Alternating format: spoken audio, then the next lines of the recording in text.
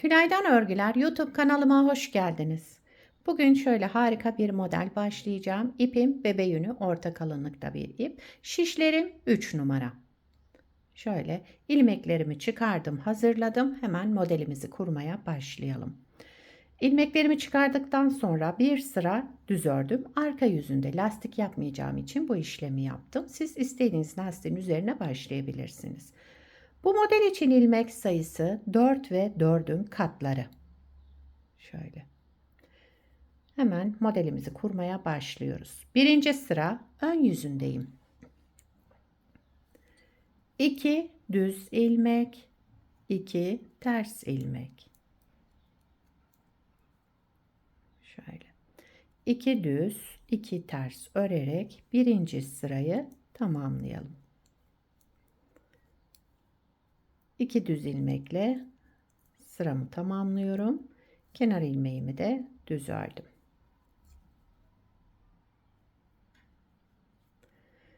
İkinci sıra arka yüzündeyim. İlmeklerimi olduğu gibi örüyorum. Düzleri düz, tersleri ters. Yani 2 ters, 2 düz.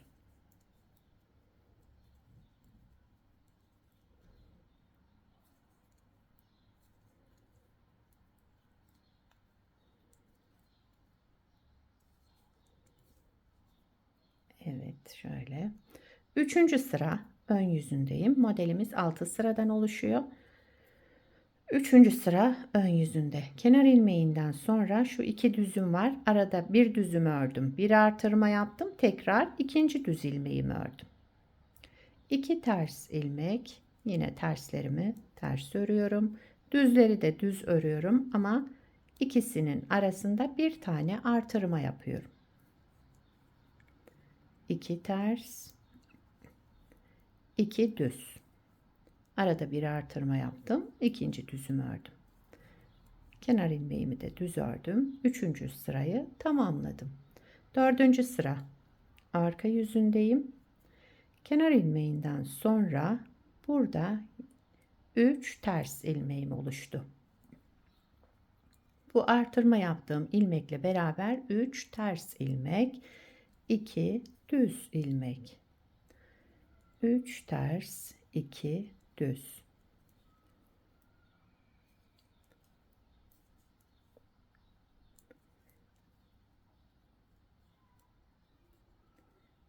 Kenar ilmeğimi de düz ördüm. Dördüncü sırayı tamamladım. Beşinci sıra ön yüzündeyim. Kenar ilmeğinden sonra bakın şöyle 3 tane düz ilmeğim var. Ortadaki ilmeğimi öne alıyorum. Ortadakini aldım. Şişimin önüne taktım. Ve bu ikisini bir aldım. Sağa doğru kestim. Devamında bir düz ilmek daha ördüm. Yine oldu burada 2 düz ilmeğimiz. Eksiltme yaptık yani. 2 ters ilmek. Ortadaki ilmeğimi keseceğim için bunu öne alıyorum. Ve bu iki ilmeğimi düz örerek sağa doğru kestim. Devamındaki ilmeğimi de düz ördüm. 2 ters, 3 düze gelince ortadakini öne alıyorum. Ve bu ikisini bir sağa doğru kestim. Bir ilmek düz ördüm. Daha sonra kenar ilmeğimi de düz olarak ördüm. 5. sırayı tamamladım. 6. sıra arka yüzündeyim.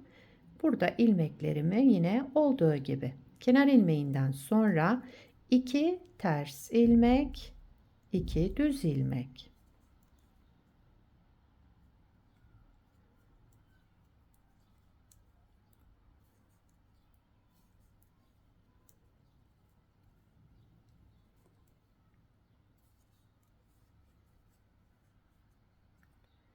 Evet, bakın modeli kurduk bu şekilde. Şimdi ikinci model kurulumunda yer değiştireceğiz. Buradaki düzlerin üzerine ters, terslerin üzerine düz örerek modeli kaydırmış olacağız. 6 sırada yine ikinci modelde kuracağız. Modeli kaydırarak. Modeli tekrar ikinci kez kuruyorum. Kaydırarak kuracağız burada. Modelin birinci sıra ön yüzündeyim. Kenar ilmeğinden sonra 2 ters ilmek, 2 düz ilmek. Düzleri ters, tersleri düz örüyorum. İkinci modelde şu şekilde kaydırdım. Evet, birinci sırayı kaydırarak tamamladık. Düzleri ters, tersleri düz ördüm. Birinci sıra ön yüzünde. İkinci sıra arka yüzünde ilmekleri olduğu gibi örüyorum. Düzleri düz, tersleri ters örerek sıra sonuna kadar devam ediyorum.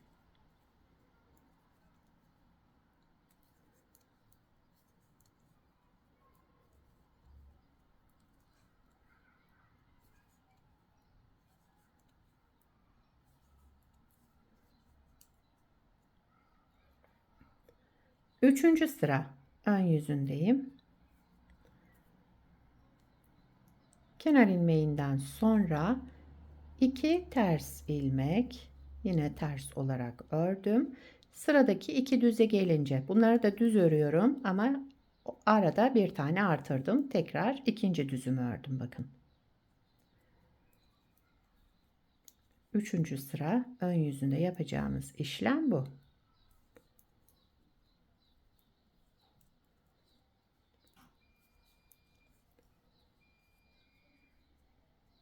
Dördüncü sıra arka yüzündeyim.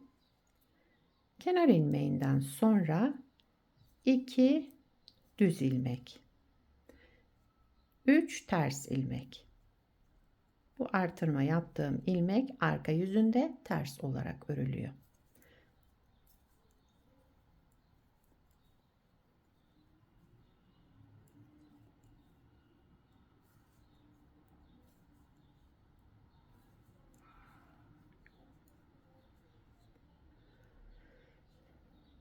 Beşinci sıra ön yüzündeyim. Kenar ilmeğinden sonra 2 ters ilmek. Şu 3 düze gelince ortadakini öne alıyorum. Şu şekilde. Daha sonra bu ikisini bir düz örerek sağa doğru kestim. Tek ilmeğe düşürdüm. Devamındaki ilmeğimi de yine düz ördüm. 2 ters ilmek. Ortadaki ilmeğimi öne aldım. Bu iki ilmeğimi sağa doğru kestim. Devamındaki ilmeğimi de düz ördüm. Daha sonra 2 ters kenar ilmeğimi de düz olarak ördüm. 5. sırayı tamamladım. 6. sıra arka yüzündeyim. Burada yapacağımız işlem düzleri düz, tersleri ters örerek sıramızı tamamlayalım.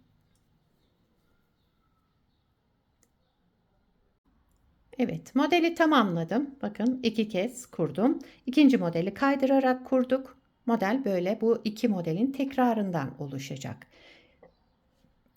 Şöyle bir parça da böyle önceden hazırladım. İlerlemiş halini görmeniz için. Gördüğünüz gibi gayet güzel, şöyle kabartmalı gibi gösterişli, yapımı kolay bir model. Arka yüzü de bu şekilde. Her iki tarafı da kullanabilirsiniz. Atkı, bere, süveter, yelek, hırka hepsinde kullanabileceğiniz harika modellerden. Sizler de nelerde kullanacaksınız bu modeli? Onları da yorumlarda belirtin arkadaşlar. Bir sonraki videoda görüşmek üzere. Hoşça kalın.